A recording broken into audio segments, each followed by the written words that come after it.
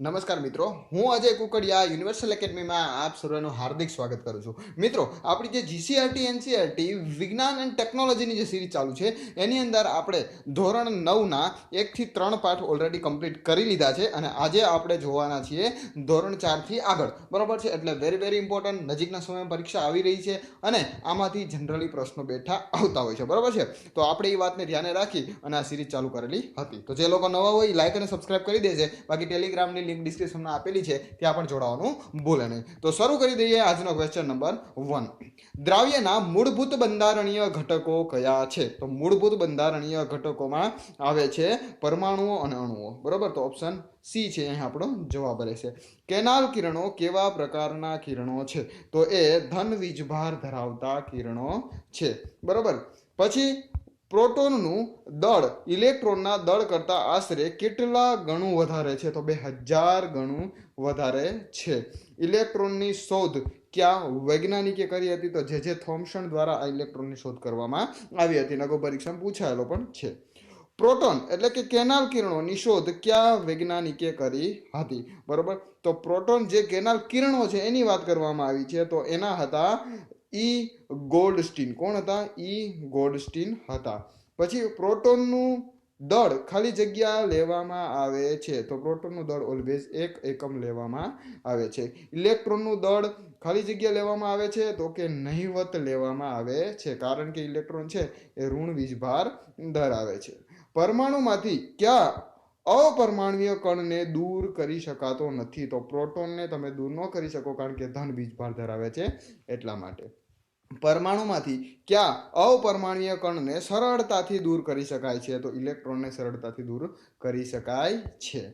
અપરમાણ્વીય કણ પ્રોટોન પરનો વીજભાર કેટલો હોય છે? તો પ્રોટોન પરનો વીજભાર ઓલવેઝ 0 હોય છે. થોમ્સનના મત મુજબ પરમાણુ એ ડેશ ડેશ ડેશ, તો કે પરમાણુ એ ધન વીજભારિત કેન્દ્રમાં આવેલું છે. તે ન્યુક્લિયસ કહેવાય છે, જેમાં પરમાણુનું સમગ્ર દળ કેન્દ્રિત થયેલું જોવા મળે છે. થોમ્સનના પરમાણુ નમૂનાની મર્યાદા કઈ છે? તો કે વૈજ્ઞાનિક દ્વારા પ્રયોગોના પરિણામો આ નમૂનાને સમજાવી શકતા નથી. પરમાણુના કેન્દ્રમાં ધન વીજભાર છે તે નીચેના પૈકી શેનાથી નક્કી કરી શકાય છે? તો રુથરફોર્ડ દ્વારા જે પરમાણુય નમૂના રજૂ કરવામાં આવ્યા છે તેના દ્વારા રજૂ કરી શકાય છે અથવા નક્કી કરી શકાય છે. પરમાણુનું મોટા ભાગનું દળ ખાલી જગ્યાને આભારી હોય તો પ્રોટોન અને ન્યુટ્રોનને આધારિત હોય છે. પરમાણુ વીજભારની દ્રષ્ટિએ તટસ્થ હોય છે, કારણ કે તેનું કારણ શું છે? તો કે તેમાં પ્રોટોન અને ઇલેક્ટ્રોનની સંખ્યા ઓલવેઝ સેમ એટલે કે સમાન હોય છે. બરોબર, જેટલા પ્રોટોન હોય એટલા જ ઇલેક્ટ્રોન હોય. પરમાણુનો કયો ગુણધર્મ ન્યુટ્રોન સાથે સંકળાયેલો છે? તો દળાંકનો ગુણધર્મ છે એ ન્યુટ્રોન સાથે સંકળાયેલો છે. રુથરફોર્ડ નામના વૈજ્ઞાનિકે કઈ ધાતુના પાતળા વરખ પર આલ્ફા કણોનો મારો કર્યો હતો? તો મિત્રો ઇટ્સ વેરી ઇમ્પોર્ટન્ટ. સોના ઉપર આલ્ફા કણોનો મારો કર્યો હતો. આલ્ફા કણો એ પછી ડેશ ડેશ ડેશ આપેલું છે, તો દ્વિવીજભારિત હિલિયમ આયનો છે. અર્નેસ્ટ રુથરફોર્ડ સોનાના પાતળા વરખ પર કયા કણોનો મારો ચલાવ્યો હતો? તો આલ્ફા. બરોબર, આલ્ફા કણોનો આપણે ઉપર પણ હમણાં જોયું હતું. પછી આલ્ફા કણોનું દળ ખાલી જગ્યા હોય છે, તો 4u જેટલું હોય છે. કદાચ આ પરીક્ષામાં પૂછાયેલું છે. બરોબર છે. પછી આગળ જોઈએ તો આલ્ફા કણો જ્યારે સોનાના પાતળા વરખ પર મારો કરતા મોટા ભાગના આલ્ફા ઋણ કણો વરખમાંથી સીધા જ પસાર થાય. કારણ શું છે? તો કે પરમાણુના મોટા ભાગનો ભાગ છે એ કેવો હોય છે? ખાલી હોય છે. એના લીધે એ સીધો જ પસાર થઈ શકે છે. પછી આલ્ફા કણ પ્રકીર્ણનના પ્રયોગમાં નીચેનામાંથી કયું અવલોકન નોંધવામાં આવ્યું છે? તો કે મોટા ભાગના આલ્ફા કણો છે એ સોનાના વરખમાંથી સીધા પસાર થઈ જાય છે, તો આ સાચું છે. કેટલાક આલ્ફા કણો સોનાના વરખ દ્વારા ઓછા અંશના ખૂણે વિચલન પામે છે, તે પણ સાચું છે. અને દર 12,000 આલ્ફા કણો પૈકી આલ્ફા કણ અથડાઈને પાછો ફરે છે, તો એ પણ સાચું છે. તો બધા ઓપ્શન અહીં આપેલા તદ્દન સાચા છે. થોમ્સનનો પરમાણુ નમૂનાનો નીચેનામાંથી કઈ ઘટનાને સમજાવી શકાતો નથી? બરોબર, તો આ આલ્ફા પ્રકરણની ઘટના છે એને સમજાવી શકાતા નથી. બરોબર, જે થોમ્સનનો પરમાણુ નમૂનાનો સિદ્ધાંત છે એના દ્વારા. રુથરફોર્ડના પ્રયોગમાં કેટલા આલ્ફા કણો પૈકી એક કણ અથડાઈને પાછો ફરે છે? તો 12,000. બરોબર, એ તો આપણે ઉપર જોયું. બરોબર, ઉપરના પ્રશ્ન 22 ની અંદર રુથરફોર્ડના આલ્ફા કણ પ્રકીર્ણન પ્રયોગનું તારણ નીચેનામાંથી કયું છે? બરોબર, તો અહીં જવાબ આવશે પરમાણુના મોટાભાગના વિસ્તારમાંથી ખાલી હોવા જોઈએ, તો એ પણ સાચું છે. પરમાણુનો સંપૂર્ણ ધન વીજભારિત ભાગ અને દળ પરમાણુની અંદરના ભાગમાં ખૂબ જ ઓછી જગ્યામાં સંકેન્દ્રિત થયેલ હોય છે, અને પરમાણુમાં ધન વીજભારિત ભાગ ખૂબ જ ઓછી જગ્યા રોકે છે. તો બધા સાચા છે. ઓપ્શન ડી છે એ આપણો જવાબ રહેશે. પરમાણુની ત્રિજ્યા કરતા તેના કેન્દ્રની ત્રિજ્યા ખાલી જગ્યા ઘણી ઓછી હોય છે, તો 10/5, બરોબર, એટલે 10⁵ જેટલી ઘણી ઓછી હોય છે. રુથરફોર્ડનો પરમાણુ નમૂનો કયા નામે ઓળખાય છે? તો કેન્દ્રીય નમૂનાના નામે ઓળખાય છે. પરમાણુનો કેન્દ્રીય નમૂનો નીચેનામાંથી કઈ લાક્ષણિકતા ધરાવે છે? તો કે પરમાણુના મોટા ભાગના જે કંઈ પણ દળ છે એ કેન્દ્રમાં સમાયેલું હોય છે. પછી ઇલેક્ટ્રોનની કેન્દ્રની આસપાસ નિશ્ચિત કક્ષાઓમાં ભ્રમણ કરતા જોવા મળે છે, અને પરમાણુના કદની સાપેક્ષે તેને કેન્દ્રનું કદ છે એ ઘણું નાનું છે, તો એ પણ સાચું છે. ઓપ્શન ડી છે એ આપણો જવાબ રહેશે. નીચેનાથી રુથરફોર્ડના પરમાણુ નમૂનાની ખામી કઈ છે? બરોબર, તો એની ખામી તે પરિણામની સ્થાયીતા સમજાવી શકતો નથી. બરોબર, તે સ્થાપકતા છે એને સમજાવી શકતો નથી. નીચેનામાંથી બોહરની અભિધારણા કઈ છે? બરોબર, તો ઇલેક્ટ્રોનની સ્વતંત્ર કક્ષાઓ તરીકે ઓળખાતી અમુક ચોક્કસ કક્ષાઓ જ પરમાણુમાં માન્ય કક્ષાઓને ગણવામાં આવે છે. બરોબર, એની અભિધારણા છે. અને સ્વતંત્ર કક્ષાઓમાં પરિભ્રમણ દરમિયાન જે ઇલેક્ટ્રોનના વિકિરણ સ્વરૂપે ઉર્જા મુક્ત કરી શકાતી નથી. તો એ અને બી બંને સાચા છે. ઓપ્શન સી છે એ આપણો જવાબ રહેશે. એલ કોષમાં મહત્તમ કેટલા ઇલેક્ટ્રોન ગોઠવી શકાય છે? તો 8 જેટલા ઇલેક્ટ્રોન ગોઠવી શકાય છે. એમ કોષમાં મહત્તમ કેટલા ઇલેક્ટ્રોન ગોઠવી શકાય છે? તો એમ હોય તો 18 ગોઠવી શકાય છે. પછી એન કોષમાં n=4 હોય માં મહત્તમ ગોઠવી શકાતા ઇલેક્ટ્રોનની સંખ્યા કેટલી છે? તો 32 જેટલી છે. પછી આગળ જોઈએ તો પરમાણુની વિભિન્ન કક્ષાઓમાં ઇલેક્ટ્રોનની વહેંચણી નીચેનામાંથી કયા વૈજ્ઞાનિકોએ સૂચવી છે? તો બોહર અને બરીએ સૂચવી હતી. કાર્બન પરમાણુ માટે ઇલેક્ટ્રોનની વહેંચણી કઈ યોગ્ય છે? તો 2 અને 4 છે એ યોગ્ય છે. કોઈ પણ તત્વનો પરમાણુ સંયોજવા માટેના નિશ્ચિત ક્ષમતા ધરાવે છે અને શું કહેવાય? તો એને તેની સંયોજકતા કહેવામાં આવે છે. Na+ આયન માટે સાચી ઇલેક્ટ્રોનીય ગોઠવણી કઈ છે? તો 2 8 એટલે કે 2 અને 8 છે. n=3 ધરાવતા કક્ષા માટે અનુક્રમે મહત્તમ કક્ષકો અને ઇલેક્ટ્રોનની સંખ્યા કેટલી હશે? તો 9 અને 18 હશે. પછી ન્યુટ્રોનની શોધ કોણે કરી હતી? તો જેમ્સ ચેડવિક દ્વારા કરવામાં આવી હતી. એલ્યુમિનિયમ તત્વ માટે તેનો Z=13 અને દળાંક 27 હોય તો ન્યુટ્રોનની સંખ્યા કેટલી હોય? તો 14 હોય છે. પછી જો કોઈ એક તત્વ માટે ન્યુટ્રોનની સંખ્યા 10 અને ઇલેક્ટ્રોનની સંખ્યા 9 હોય તો તે તત્વ કયું હશે? તો તે ફ્લોરિન હશે. બરોબર, આના માટે બહુ ભયંકર ફોર્મ્યુલા હોય અને આપણે યાદ રાખવા પડે, પછી એને એપ્લાય કરવા પડે, એના આધારે આવું મેળવી શકતા હોય. પણ જનરલી આપણે શું જોવાનું, ફ્લેક્ચ્યુઅલ ડેટાબેઝ ક્વેશ્ચન હોય એને એકવાર આપણે માઇન્ડમાં રાખવાના. બાકી આ પ્રશ્ન તો આપણે ખાલી માત્ર આપણી નજર સામે કાઢવાના છે. બરોબર, બાકી આવો બેઠો પ્રશ્ન પૂછાય તો આપણે લખવાનો, બાકી એની કોઈ ટેન્શન લેવાની જરૂર નથી. બરોબર, જે ફ્લેક્ચ્યુઅલ બેઝ પ્રશ્ન છે એને તમારે યાદ રાખવાના. એક તત્વ માટે પરમાણુય ક્રમાંક 15 અને દળાંક 31 હોય તો તત્વોની ઇલેક્ટ્રોનની ગોઠવણી કઈ યોગ્ય ગણાય? તો 2 8 5 ની સિસ્ટમ યોગ્ય ગણાય છે. નીચેનામાંથી કયા તત્વોની સંયોજકતા શૂન્ય હોય છે? બરોબર, તો હિલિયમ, નિયોન અને આર્ગોન આ બધા નિષ્ક્રિય વાયુ છે ને. બરોબર, એટલે એની સંયોજકતા કેવી હોય? તો એ બધાની શૂન્ય હોય છે. તો યાદ રાખજો, ઇટ્સ વેરી ઇમ્પોર્ટન્ટ. પછી Cl ઋણ આયનમાં સંયોજકતા ઇલેક્ટ્રોનની સંખ્યા કેટલી મળે? તો 8 સંખ્યા મળે છે. કયા તત્વની સંયોજકતા 4 છે? તો સિલિકોનની સંયોજકતા 4 છે, કાર્બનની સંયોજકતા 4 છે, તો આ બંનેની સંયોજકતા 4 છે. A+ આયનમાં 11 પ્રોટોન છે, તો એમાં ઇલેક્ટ્રોન કેટલા હશે? તો એની કરતા ઓછા એટલે કે 10 જેટલા હશે. નીચેના પૈકી કઈ સ્પીસીઝમાં ઇલેક્ટ્રોન, પ્રોટોન અને ન્યુટ્રોનની સંખ્યા 10 7 7 જોવા મળે છે? બરોબર, તો N3 ઋણની અંદર જોવા મળે છે. નીચેનામાંથી કયા આયનની ઇલેક્ટ્રોનીય ગોઠવણી એની એટલે કે નિયોન પરમાણુ જેવી નથી? બરોબર, તો Cl- એટલે કે Cl ઋણની ગોઠવણી વ્યવસ્થા છે ઇલેક્ટ્રોનની એ નિયોન જેવી જોવા મળતી નથી. નીચેનામાંથી કઈ જોડી સમાન ઇલેક્ટ્રોનની ગોઠવણી દર્શાવે છે? તો Ar ને Cl ઋણ છે એ સમાન ઇલેક્ટ્રોનની ગોઠવણી વ્યવસ્થા દર્શાવે છે. જો કોઈ એક તત્વના આયનનો વીજભાર -1 છે, 18 ઇલેક્ટ્રોન અને 20 ન્યુટ્રોન ધરાવે તો એનો દળાંક કેટલો હશે? તો 37 જેટલો એનો દળાંક હશે. પછી એક તત્વનું કેન્દ્ર 9 પ્રોટોન ધરાવે છે તો તેની સંયોજકતા કેટલી હશે? તો એક જ રહેશે, બરોબર. નીચેનામાંથી કોના માટે એક ધન વીજભાર અને એક AMU દળ હોઈ શકે છે? તો પ્રોટોન માટે હોઈ શકે. ધન વીજભાર આવ્યો, પ્રોટોન પ્લસ અને ઇલેક્ટ્રોન ઋણ, મેં તમને કીધેલું છે. પછી 32/60 s² ઋણ વીજભારિત આયનમાં પ્રોટોન, ન્યુટ્રોન અને ઇલેક્ટ્રોનની સંખ્યા અનુક્રમે કેટલી હશે? તો 16, 16 અને 18 હશે. કોઈ પણ તત્વનો પરમાણ્વીય ક્રમાંક ખાલી જગ્યાની સંખ્યા કહેવાય તો એ પ્રોટોનની સંખ્યાને કહેવાય છે. એટલે મતલબ એ પરમાણ્વીય ક્રમાંક છે એ પ્રોટોનની સંખ્યાને ઇક્વલ હોય છે. બીજા શક્તિ સ્તરમાં ઇલેક્ટ્રોનની કુલ સંખ્યા કેટલી હોય છે? તો 8 હોય છે. નીચેના પૈકી સોડિયમ પરમાણુની સાચી ઇલેક્ટ્રોનીય રચના કઈ છે? તો એ છે 2, 8 અને 1. 2, 8 અને 1.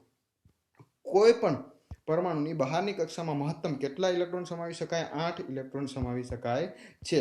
કયું પરમાણુય બંધારણ ફ્લોરિન માટે પરમાણુમાંનું છે? બરાબર, ફ્લોરિનની સંજ્ઞા યાદ રાખવાની છે, P છે, કારણ કે F છે આપણે, કારણ કે વારંવાર આવી રીતે પૂછાઈ જતું હોય છે તો આપણે યાદ રાખવાનું છે, બરોબર. એની રચના 3, 7ની છે, બરોબર. એટલે અહીં આપણે 3, 7 ઓપ્શન C ની અંદર આપણે જોવા મળે છે. નીચેનામાંથી કયું યોજનાબંધ પરમાણુય બંધારણ AR માને આર્ગોનનું છે? તો મિત્રો ઓપ્શન D છે, બરોબર. જો અહીં નીચે આપેલો AR, Cl, SP, બરોબર. તો આપણે આપેલું છે, અથવા કદાચ એ લોકો આપ્યું હોય તો AR ને આધારે AR માં આપણે સીધી ખબર પડી જાય, પણ આવું ન આપે, કારણ કે તો જવાબની સીધો આઈડિયા આવી જાય, બરોબર. પણ આર્ગન લખ્યું હોય તો આપણે જોવાનું કે ભાઈ આર્ગનની AR થાય તો બસ આ જ જવાબ આવે. આપણે એટલું થોડું ઘણું લોજિક મારવાનું. કદાચ માનો કે આવી રીતે એ લોકો આપણી ટેસ્ટ લેવા માટે આવું મૂકી શકે. પરમાણુની સૌથી બહારની કક્ષામાં રહેતા ઇલેક્ટ્રોનને ખાલી જગ્યા ઇલેક્ટ્રોન કહેવાય તો સંયોજકતા ઇલેક્ટ્રોન કહેવામાં આવે છે. કયા પ્રકારના તત્વોની સંયોજકતા શૂન્ય હોય છે? તો નિષ્ક્રિય વાયુ તત્વો હોય, બરોબર. એ 3 હતા, એની આપણે ઉપર ચર્ચા કરી છે. ક્યુ નિષ્ક્રિય તત્વો તેની બાહ્યતમ કક્ષામાં માત્ર 2 જ ઇલેક્ટ્રોન ધરાવે છે? તો હિલિયમ એકમાત્ર એવું છે કે જેની બાહ્યતમ કક્ષાની અંદર માત્ર 2 જ ઇલેક્ટ્રોનની સંખ્યા ધરાવે છે. નીચેનામાંથી કયું નિષ્ક્રિય તત્વ તેની બાહ્યતમ કક્ષામાં 8 ઇલેક્ટ્રોન ધરાવે છે? બરોબર. તો આર્ગોન છે, ક્રિપ્ટોન છે અને ઝેનોન છે, આ 3 છે એ 8 ઇલેક્ટ્રોનની સંખ્યા ધરાવે છે. કોઈ પણ પરમાણુના જેટલા ઇલેક્ટ્રોનની બાહ્યતમ કક્ષામાં ભાગીદારી એટલે કે આપલે થઈ શકતી હોય છે તે સંખ્યાને જે તે તત્વોની શું કહેવામાં આવે છે? તો એની સંયોજકતા કહેવામાં આવે છે. કે આ તત્વોની સંયોજકતા એક જ છે? તો હાઇડ્રોજન, લિથિયમ અને સોડિયમ આ બધાની સંયોજકતા એક જ છે, બરોબર. અને હાઇડ્રોજનનો આ પ્રશ્ન બહુ બધી વાર પૂછાઈ ગયો છે પરીક્ષામાં. એલ્યુમિનિયમ પરમાણુની સંયોજકતા જણાવો તો 3 છે. પછી કયા પરમાણુની સંયોજકતા 7 છે? તો ફ્લોરિનની સંયોજકતા છે એ 7 છે. કોઈ પણ પરમાણુમાં રહેલા પ્રોટોનની સંખ્યાને શું કહેવાય? તો એનો પરમાણુય ક્રમાંક કહેવામાં આવે છે. પરમાણુય ક્રમાંકને કઈ સંજ્ઞા વડે દર્શાવવામાં આવે છે? તો Z વડે દર્શાવવામાં આવે છે. પરમાણુનું દળ તેમાં રહેલા ખાલી જગ્યા કણોને આભારી હોય છે. તો પ્રોટોન અને ન્યુટ્રોન જે કેન્દ્રમાં રહેલા હોય, બરોબર, એને આભારી હોય છે. પછી આગળ જઈએ તો પ્રોટોન અને ન્યુટ્રોન એને શું કહેવાય? તો એને ન્યુક્લિયોન્સ કહેવામાં આવે છે. પૂછાયેલો પ્રશ્ન, બરોબર, પૂછાયેલો પ્રશ્ન છે. પરમાણુના કેન્દ્રમાં રહેલા પ્રોટોન અને ન્યુટ્રોનની કુલ સંખ્યાના સરવાળાને તત્વોનું શું કહેવાય? તો એનો દળાંક કહેવામાં આવે છે. પરમાણુને દર્શાવવાની કઈ રીત સાચી છે? બરોબર. તો 40/7n, બરોબર. તો ખરેખર તો આને અપોન ન કહેવાય, બરોબર. 40/7n, બરોબર, એ પરમાણુને દર્શાવવાની સાચી રીત છે. પછી સમાન તત્વોના પરમાણુઓ કે જે સમાન પરમાણુય ક્રમાંક ધરાવે છે પરંતુ અસમાન દળાંક ધરાવે છે તો તેને શું કહેવાય? તો એને સમસ્થાનિકો કહેવાય છે, બરોબર. કે જે સમસ્થાનિક, જેના સ્થાન સમાન છે, બરોબર, પણ એનું દળાંક છે એ કેવું છે? અસમાન, એટલે કે અલગ અલગ છે. હાઇડ્રોજન પરમાણુનો સમસ્થાનિક કયો નથી? તો પ્રોટિયમ છે, ડ્યુટેરિયમ છે, ટ્રિટિયમ છે, હાઇડ્રોનિયમ નથી, બરોબર. અહીંયા હાઇડ્રોજન લખ્યો તો આપણે એમ થાય કે આ તો જવાબ આવતો જ હશે, બરોબર, કે આ તો સાચું જ હોય, એમ કે આ ખોટું ન બને, આપણે એ તો કદી લખી જ નહીં, એટલે જે સાચો જવાબ આવતો એને જ પહેલા કાઢી નાખી. પછી આપ્યું છે ભયંકર, બરોબર. 76મો પ્રશ્ન આપેલો છે. તો તત્વના સમસ્થાનિક સ્વરૂપોના ટકાવારી પ્રમાણે આધારે જો આપણે જોઈએ તો સરેરાશ દળની ગણતરી નીચેનામાંથી કયા સૂત્રને આધારે કરી શકાય છે? તો એના માટેનું સૂત્ર કયું છે? તો ઓપ્શન A માં આપેલું છે. બહુ ભયંકર સૂત્ર, કંઈ યાદ રાખવાની જરૂર નથી, બરોબર. આ તો આવ્યું એટલે મેં તમને કહી દીધું, બાકી કોઈ આવું યાદ રાખવાની જરૂર નથી, ખોટી ગોખણપટ્ટી નથી કરવાની. સમસ્થાનિકોનો મુખ્ય ઉપયોગ કયો છે? બરોબર, તો કે ભાઈ પરમાણુ ભઠ્ઠીમાં બળતણ તરીકે ઉપયોગ કરી શકાય, કેન્સરની સારવારમાં પણ ઉપયોગ થાય, મેં પ્રીવિયસ વિડીયોમાં ઘણીવાર કીધું છે, અને ગોઈટર રોગની સારવારમાં પણ તે ઉપયોગી બને છે. તો તમામ વિધાનો સાચા છે. પરમાણુ ભઠ્ઠીમાં બળતણ સ્વરૂપે કયા તત્વનો સમસ્થાનિક ઉપયોગ કરવામાં આવે છે? તો યુરેનિયમનો ઉપયોગ કરવામાં આવે છે. પ્રશ્ન પરીક્ષામાં પૂછાયેલો છે. બરાબર, તો પૂછાયેલો હોય તો આપણે પાકા કરી જ છીએ. નીચેનામાંથી સમદળીય પરમાણુઓ ક્યાં ક્યાં છે? તો કેલ્શિયમ અને આર્ગોન સમદળીય સમાન દળવાળા છે. તત્વના સમસ્થાનિકો ખાલી જગ્યા ધરાવે છે, તો ન્યુટ્રોનની સંખ્યા જુદી જુદી ધરાવે છે. સમદળીયમાં ખાલી જગ્યા હોય છે, તો સમાન સંખ્યામાં ન્યુક્લિયોન્સ જોવા મળે છે. નીચેનામાંથી સમદળીય ક્યાં ક્યાં છે? બરોબર, તો સમદળીય ઓપ્શન બી માં આપેલા છે. બરોબર, કે 20/18 AR એટલે કે અર્ગોન અને 20/19 કે ફોર પોટેશિયમ. નીચેનામાંથી કયા તત્વોમાં સમાન પ્રકારના આયનો અને સમાન સંખ્યામાં સંયોજકતા ઇલેક્ટ્રોન ધરાવે છે? તો એ આવશે ઓપ્શન ડી. બરોબર, 23/11 Na એટલે કે સોડિયમ અને 20/19 K એટલે કે પોટેશિયમ. સૌપ્રથમ કોષની શોધ કયા વૈજ્ઞાનિકે કરેલ છે? તો રોબર્ટ હુક દ્વારા કરવામાં આવી હતી. પ્રત્યેક જીવંત કોષ તેના પાયાના કાર્યો કરવાની ક્ષમતા ધરાવે છે, તેને સજીવોની લાક્ષણિકતા તરીકે ઓળખવામાં આવે છે. કોષરસ પટલની રચનામાં કયા પદાર્થો આવેલા હોય છે? તો પ્રોટીન્સ અને લિપિડ્સ નામના પદાર્થો છે એ આવેલા હોય છે. જો આ બધા પ્રશ્નો ફ્લેક્ચ્યુઅલ ડેટાબેઝ છે, આ તમારે પાકા કરવા કમ્પલસરી છે. બરોબર, ખાલી જગ્યા વાત મિનિમમ માટે અગત્યની ભૂમિકા કોષ તેમજ કોષના બાહ્ય પર્યાવરણ વચ્ચે ભજવે છે. તો પ્રસરણ. અમુક શબ્દો મિત્રો એવા આવશે કે જ્યાં મારી જીભ ચોટી જશે. બરાબર, એટલે તમારે સમજી જવું. પાણીના અણુઓની ગતિ પ્રસરણના નિયમો અનુસાર પસંદગીમાન અર્ધ પ્રવેશશીલ પટલ દ્વારા થાય તો તેને શું કહેવાય? તેને આર્ચુતી કહેવામાં આવે છે. જો કોષમાં પાણીનું માધ્યમ બહારના દ્રાવણ કરતાં વધુ સાંદ્ર હોય તો કોષમાં કઈ પ્રક્રિયા દ્વારા પાણી દાખલ થશે?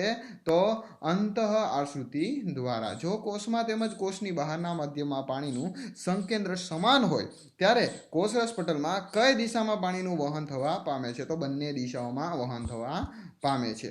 કોષના માધ્યમ કરતાં પાણીનું સંકેન્દ્રણ બહારની તરફ ઓછું હોય ત્યારે કોષમાં પ્રવેશતા પાણી કરતાં કોષની બહાર નીકળતા પાણીનું પ્રમાણ વધારે હોય છે.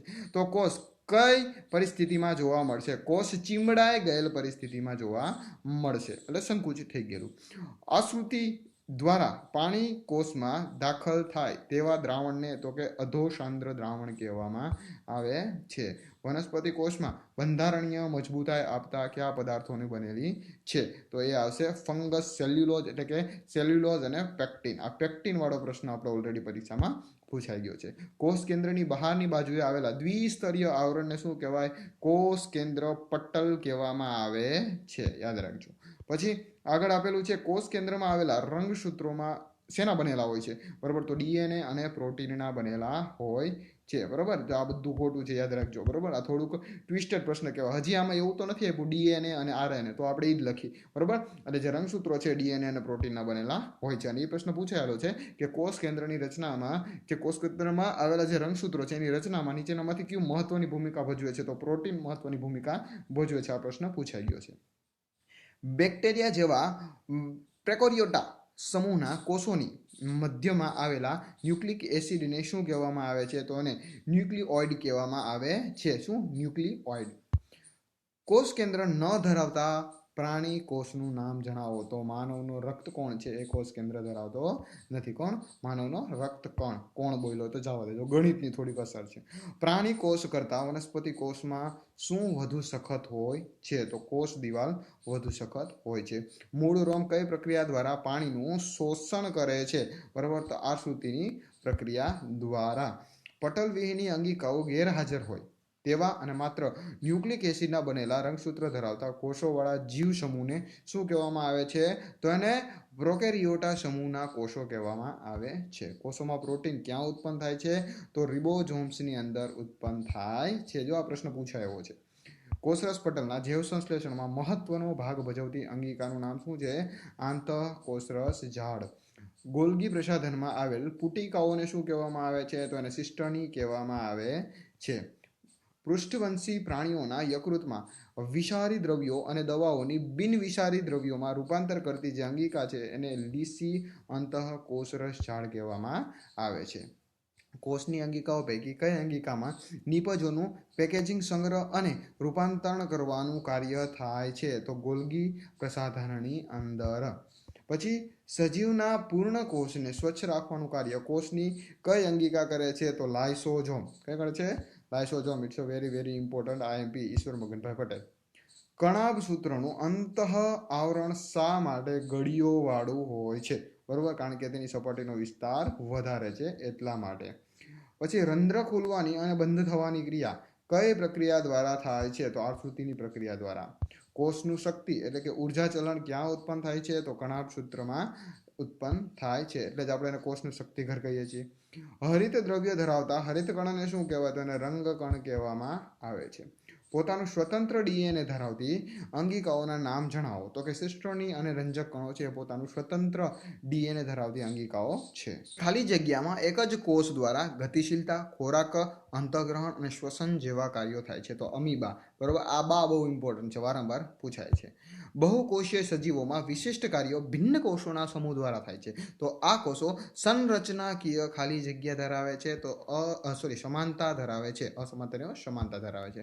ખાલી જગ્યા આહાર, પ્રજનન અને રહેઠાણની શોધમાં વિચરણ કરતા રહે છે. તો પ્રાણીઓ છે એ વિચરણ કરતા રહે છે. ખાલી જગ્યામાં વર્ધમાન અને અવર્ધમાન પ્રદેશોની કોઈ નિશ્ચિતતા હોતી નથી. તો પ્રાણીઓમાં કોઈ નિશ્ચિતતા ન હોય. વનસ્પતિઓની તુલનામાં અંગો કે અંગતંત્રોનું સંરચનાત્મક સંગઠન કોનામાં અતિ વિશિષ્ટ અને સીમિત હોય છે? તો જટિલ પ્રાણીઓની અંદર આ જે અંગતંત્રોનું સંરચનાત્મક સંગઠન છે એ વિશિષ્ટ અને સીમિત રીતે ગોઠવાયેલું હોય છે. પ્રાણીઓ છે એ પ્રચલન માટે અંગતંત્રોમાં કયા હેતુસર વિભિન્ન પ્રકારનું અનુકૂલન ધરાવે છે? તો વિકાસ માટે વિભિન્ન અનુકૂલન ધરાવે છે. કઈ પેશીના કોષો ખૂબ જ સક્રિય હોય છે? તો વર્ધનશીલ પેશી. બરોબર, ઇટ્સ વેરી વેરી ઇમ્પોર્ટન્ટ. વર્ધનશીલ પેશીઓના કોષોમાં કઈ રચનાનો અભાવ હોય છે? તો રસધાનીનો અભાવ હોય છે. પ્રકાંડની લંબાઈમાં થતી વૃદ્ધિ માટે અગ્રસ્ત વર્ધનશીલ પેશી સિવાય કઈ પેશીઓ જોવા મળે છે? તો મિત્રો અંતર વિશિષ્ટ વર્ધનશીલ પેશી જોવા મળે છે. પછી સમગ્ર પ્રકાંડ કે મૂળના પ્રદેશમાં આધ્યારોતક પેશી તરીકે કઈ પેશી કાર્ય કરે છે? તો એ મૃદુતક પેશી કાર્ય કરે છે. હરિત કણોતક પેશી વાતાવરણમાંથી કયો વાયુ મેળવી સૂર્યપ્રકાશ અને પાણીની મદદથી પ્રકાશ સંશ્લેષણનું કાર્ય કરે છે? તો કાર્બન ડાયોક્સાઇડ મેળવીને. પછી આપેલું છે જલીય વનસ્પતિઓમાં મૃદુતક પેશીના કોષોમાં આવેલા હવા ભરેલા વાતકોટરો વનસ્પતિઓને પાણીમાં તરવા માટે શું પ્રોવાઈડ કરે છે? એટલે કે શું આપે છે? તો તારક શક્તિ આપે છે. ઉત્પ્લાવકતા, આપણે કહીએ ઉત્પ્લાવકતા બળ આવે. બરાબર, તરતા પદાર્થનો નિયમ આપેલો હતો, એની અંદર ઉત્પ્લાવકતા બળ આવે છે. પ્રકાંડ અને પર્ણના બહારના સ્તર અધિસ્તરની બહારની બાજુએ આવેલ ક્યુ સ્તર પાણીના વ્યયની સામે તથા પરોપજીવી ફૂગની સામે રક્ષણ આપવાનું કાર્ય કરે છે. તો એને ઇંગ્લિશમાં ક્યુટિકલ કહેવામાં આવે છે. જલ પ્રતિરોધક મીણ. પર્ણ અને પ્રકાંડના અધિસ્તરમાં આપેલ કઈ રચના વાતા વિનિમય અને બાષ્પોત્સર્જન માટે જવાબદાર છે? તો વાયુરંધ્રો. શું કહેવાય? વાયુરંધ્રો. દ્વિદળી વનસ્પતિમાં પ્રકાંડ અને પર્ણદંડમાં આવેલ કઈ પેશી નમ્યતા અને યાંત્રિક આધાર આપે છે? તો સ્થૂલ કોણક પેશી. બરોબર, યાંત્રિક આધાર આપવાનું અને નમ્યતા આપવાનું કામ કરે છે. કઈ પેશી વનસ્પતિને દઢતા અને મજબૂતાઈ આપે છે? તો દઢતા ઉપરથી જ ખબર પડી જાય, દઢ્ઢોતક પેશી. બરોબર, આવું જોડકું એકાદું પૂછાઈ જાય ભાઈ. સણ અને નાળિયેરની છાલમાં આવેલા રેસાઓ ખાલી કઈ પેશીના બનેલા હોય છે? તો દઢ્ઢોતક પેશીના બનેલા હોય છે. જલવાહક પેશી અને અન્નવાહક પેશી કોનું નિર્માણ કરે છે? તો વાહી પુલનું નિર્માણ કરે છે, જેને આપણે વહન પુલ પણ કહીએ છીએ. વનસ્પતિઓને વિશિષ્ટ લાક્ષણિકતા પ્રમાણે કઈ રચના સ્થળજ વાતાવરણમાં રહેવા માટે અનુકૂળ બનાવે છે? તો વાહક પેશી. પછી વનસ્પતિમાં વાહક પુલ કે વાહી પુલમાં પાર્શ્વ કિનારી તરફ પાણીનું સંવહન કરવામાં કયા કોષો મદદરૂપ થાય છે? તો જલવાહક મૃદુતક કોષો મદદરૂપ થાય છે. જલવાહિનિકા અને જલવાહિની પાણી અને ખનિજ ક્ષારોનું કઈ દિશામાં વહન કરે છે? તો ઉધ્વ દિશામાં વહન કરે છે, એટલે ઉપરની તરફ. વાયુપુલમાં કઈ રચના આધ્યારોતક તરીકે કાર્ય કરે છે? તો જલવાહક તંતુઓ. અન્નવાહક પેશી પદાર્થોને કોષમાં કઈ દિશામાં વહન કરાવી શકે છે? તો વનસ્પતિના વિભિન્ન ભાગો સુધી વહન કરાવી શકે છે.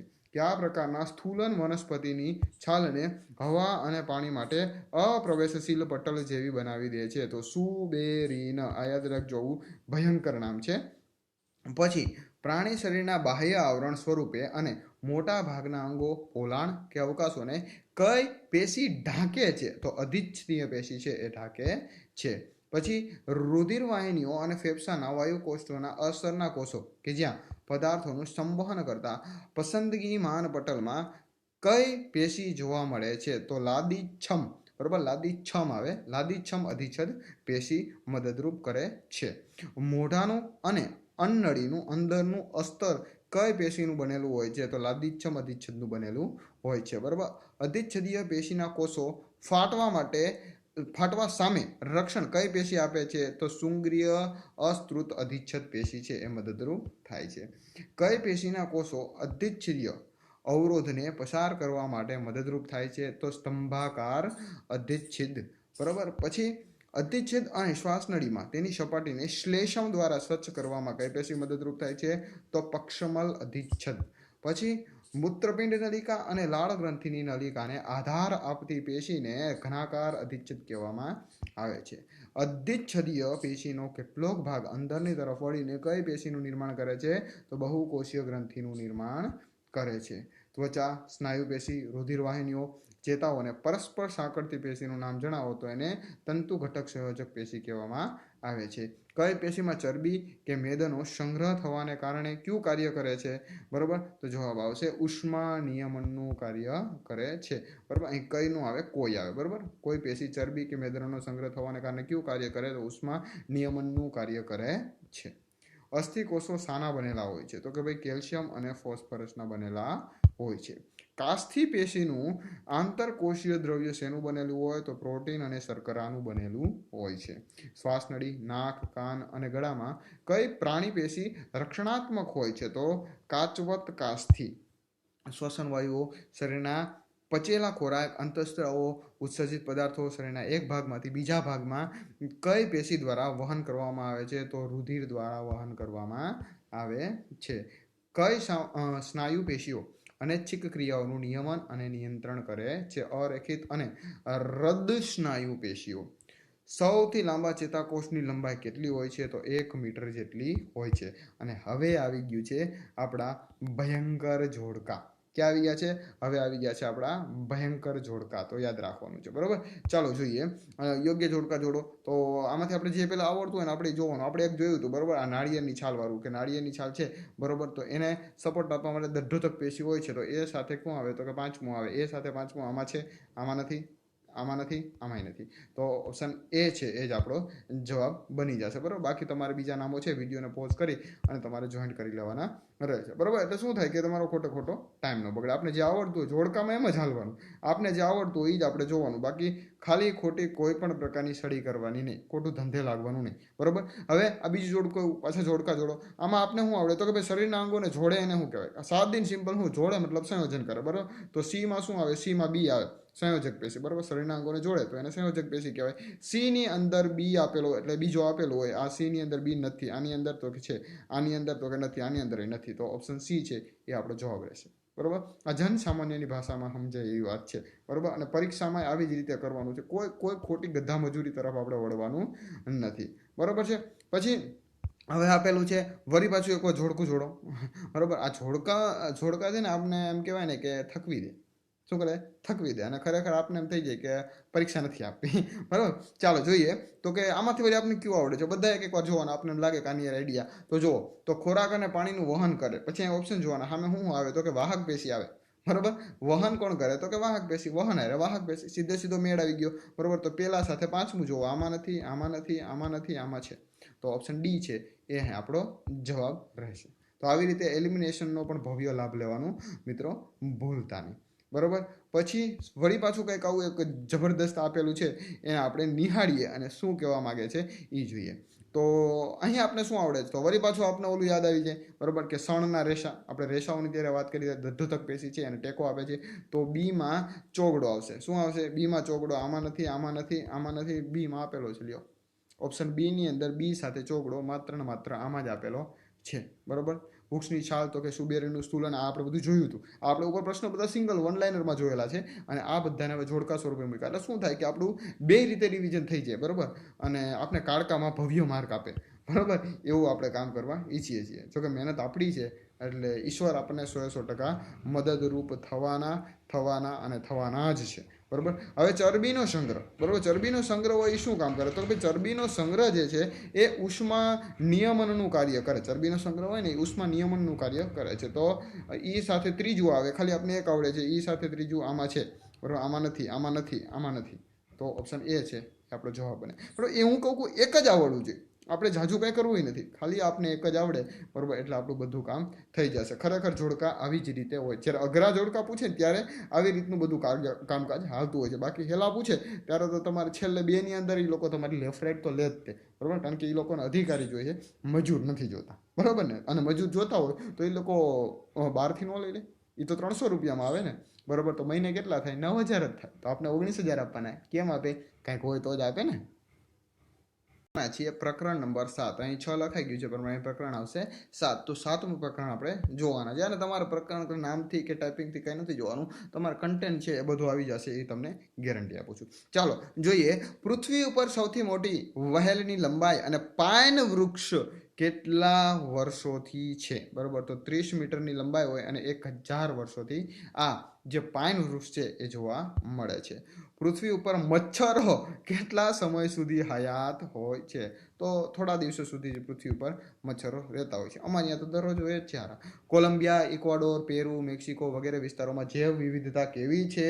તો કે બહુ જ છે, એટલે કે વધુ ગીચ જોવા મળે છે. ખાલી જગ્યાના આધારે સજીવોનું વર્ગીકરણ કરાય છે. તો પોષણ પ્રકાર અને શરીરની રચનાને આધારે. R.H.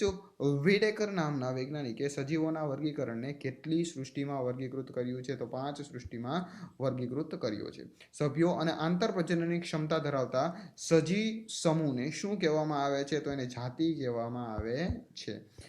સમાન પાયાના વિશિષ્ટ લક્ષણો ધરાવતા સજીવોને એક સાથે રાખવામાં આવે ત્યારે બનતી ઉચ્ચ કક્ષાની વર્ગીકરણની કક્ષાને શું કહેવાય? તો એને સૃષ્ટિ કહેવામાં આવે છે. સૃષ્ટિ મોનેરામાં કોષ દિવાલ વિહીન કયા સજીવોનો સમાવેશ કરવામાં આવ્યો છે? તો માઇકોપ્લાઝમા. બરાબર, શું છે? માઇકોપ્લાઝમા. પછી સ્વપજીવી પોષણ પદ્ધતિ હરિતકણ ધરાવતું એક કોષી પ્રાણીનું નામ જણાવો. તો યુગ્લિના. પછી વિષમપોષી એકકોષી સજીવનું નામ જણાવો. તો એ છે યીસ્ટ. કોણ છે? યીસ્ટ. કેટલીક વનસ્પતિઓના અપ્રત્યક્ષ પ્રજનનાંગોમાં અનાવૃત ભ્રૂણ જોવા મળે છે. તો તેવી વનસ્પતિને શું કહેવાય? તો અપુષ્પી વનસ્પતિ કહેવાય છે. વનસ્પતિ સૃષ્ટિમાં ઉભયજીવી તરીકે ઓળખાતા વનસ્પતિના સમૂહને કઈ વનસ્પતિ કહેવાય? તો એને દ્વિઅંગી વનસ્પતિ કહેવામાં આવે છે. પૃથ્વી ઉપર સૌપ્રથમ વાહક પેશીઓ ધરાવતી જમીન ઉપરની કઈ વનસ્પતિ છે? તો ત્રિઅંગી વનસ્પતિ. પૃથ્વી ઉપર સૌપ્રથમ સદાબહાર કાષ્ઠીય વનસ્પતિઓનો સમૂહનું નામ જણાવો. તો અનાવૃત બીજધારી વનસ્પતિઓ. સુવિકસિત પુષ્પરચના અને સુવિકસિત વાહક પેશીઓ ધરાવતા વનસ્પતિના સમૂહને આવૃત બીજધારી વનસ્પતિ કહેવામાં આવે છે. દરિયાઈ નિવાસસ્થાન ધરાવતા અને શરીરમાં નલિકા તંત્ર સાથે જોડાયેલા છિદ્રો ધરાવતા પ્રાણી સમૂહનું નામ જણાવો. તો છિદ્રકાય સમૂહ કહેવામાં આવે છે. વ્યવસ્થિત અને સુવિકસિત અંગરચના ધરાવતા અને દેહ કોષ્ઠ ગેરહાજર હોય તેવા પ્રાણીઓના સમૂહને પૃથુકૃમિ સમુદાય કહેવાય છે. આભાસી અને શરીર ગુહા ધરાવતા નળાકાર શરીર રચના ધરાવતા પ્રાણી સમૂહનું નામ જણાવો. તો સૂત્રકૃમિ સમુદાય કહેવામાં આવે છે. અળસિયા અને રેતી કીડામાં પ્રચલન માટે શું આવેલ હોય છે? તો વ્રજકેશો અને અભિચરણ પાદ આવેલા હોય છે. એટલે કે અભિચરણ પાદ એટલે પગ જ હોય. સમગ્ર વિશ્વમાં સૌથી વધુ સંખ્યામાં પ્રાણીઓ ધરાવતા પ્રાણી સમૂહનું નામ જણાવો. તો સંધિપાદ સમુદાય છે એ સૌથી વધુ હોય છે. સૌપ્રથમ ખુલ્લા પ્રકારનું રુધિરાભિસરણ તંત્ર જોવા મળતું હોય એવું પ્રાણી સમૂહ કયું છે? તો સંધિપાદ પ્રાણી સમૂહ. યુગ્મ ઉપાંગો ધરાવતો સૌપ્રથમ પ્રાણી સમૂહનું નામ જણાવો. તો સંધિપાદ સમુદાય. બરોબર. સૌપ્રથમ કોથળી સ્વરૂપે મૂત્રપિંડ ઉત્સર્જનાંગ તરીકે જોવા મળતા પ્રાણી સમૂહનું નામ જણાવો. તો મૃદુકાય સમુદાય. પુચ્છતારા જેવા ચામડી ઉપર કંટકીય રચનાઓ ધરાવતા મુક્તજીવી દરિયાઈ પ્રાણીના સમૂહને બરોબર સૂળત્વચી સમુદાય કહેવામાં આવે છે. પછી મુક્તજીવી દરિયાઈ પ્રાણીમાં દેહ કોષ્ઠોના સ્થાને નાલીપગો સહિતનું જલ પરિવહન તંત્ર જોવા મળતા પ્રાણી સમૂહનું નામ આપો. તો સૂળત્વચી સમુદાય કહેવામાં આવે છે. પછી સૌપ્રથમ દ્વિખંડી હૃદય ધરાવતા પ્રાણીઓના સમૂહનું નામ તો કે મત્સ્ય વર્ગ છે એ દ્વિખંડી એટલે કે 2 ખંડવાળું હૃદય ધરાવતા હતા. ત્વચીય શ્વસન મુખ્યત્વે જોવા મળતા પ્રાણી સમૂહનું, બરોબર. તો ઉભયજીવી વર્ગ છે એ ત્વચાના માધ્યમથી શ્વસન કરતા હોય છે એટલે ત્વચીય શ્વસન કહેવાય. ગર્ભાવસ્થામાં ઝાલરો દ્વારા, જ્યારે પુખ્તાવસ્થામાં ત્વચા, મુખગુહા અને ફેફસા દ્વારા શ્વસન કરતા પ્રાણીઓના સમૂહને ઉભયજીવી વર્ગ કહેવામાં આવે છે.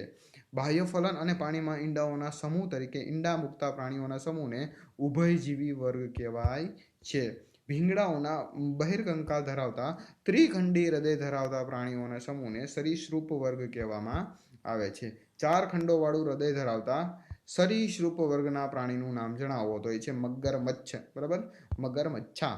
હવે ઈચ્છાનું બહિર્કંકાલ ધરાવતા પ્રાણીનું નામ જણાવો તો એને વિહંગ વર્ગ કહેવામાં આવે છે. આખું સમૂહનું પૂછ્યું છે, બરાબર.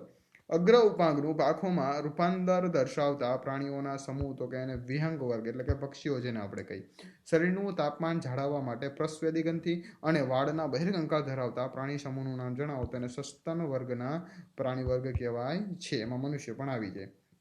બચ્ચાઓને પોષણ પૂરું પાડવા માટે સ્તન ગ્રંથિ ધરાવતા પ્રાણી સમૂહનું નામ જણાવો તો એને સસ્તન વર્ગ કહેવામાં આવે છે. જીવતા બચ્ચાઓને જન્મ આપવાની પદ્ધતિને શું કહેવામાં આવે છે તો અપત્ય પ્રસવી કહેવામાં આવે છે. થોડો અઘરો પ્રશ્ન ખરો.